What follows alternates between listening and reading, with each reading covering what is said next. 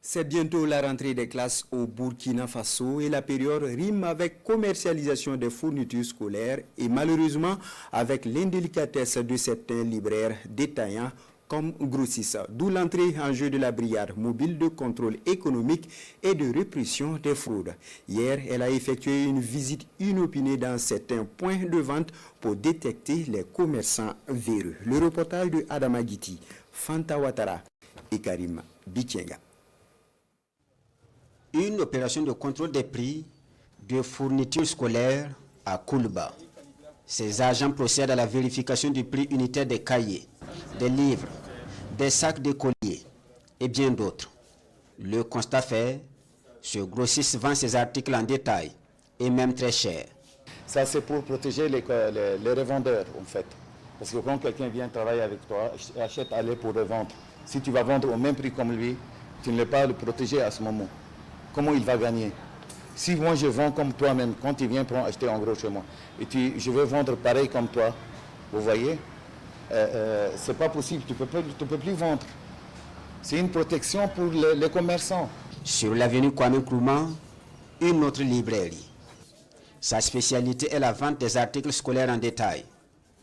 Ici, certains prix sont hors de portée pour le citoyen lambda. Ces stylos saisis coûtent par exemple entre 4 000 et 90 000 francs CFA. Il y a des articles qu'on achète en France. Il y a des articles qu'on achète en Chine. Nous, on n'achète pas en Chine. C'est pour ça que les prix sont différents. Les prix de Chine sont inférieurs au prix de la France. Ça, c'est connu.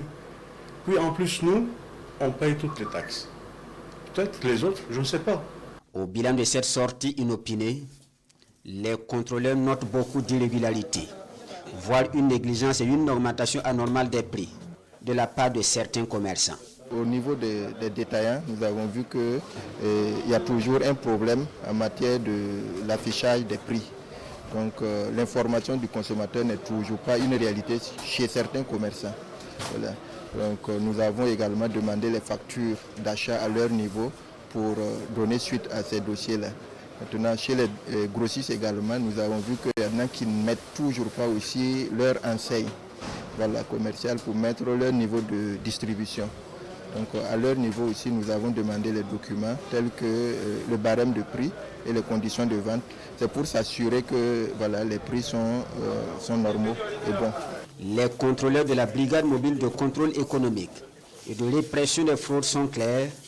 De telles opérations vont se poursuivre sur toute l'étendue du territoire national. Ils appellent les populations à dénoncer tout commerçant qui ne respecte pas les prix des fournitures scolaires fixés par le gouvernement.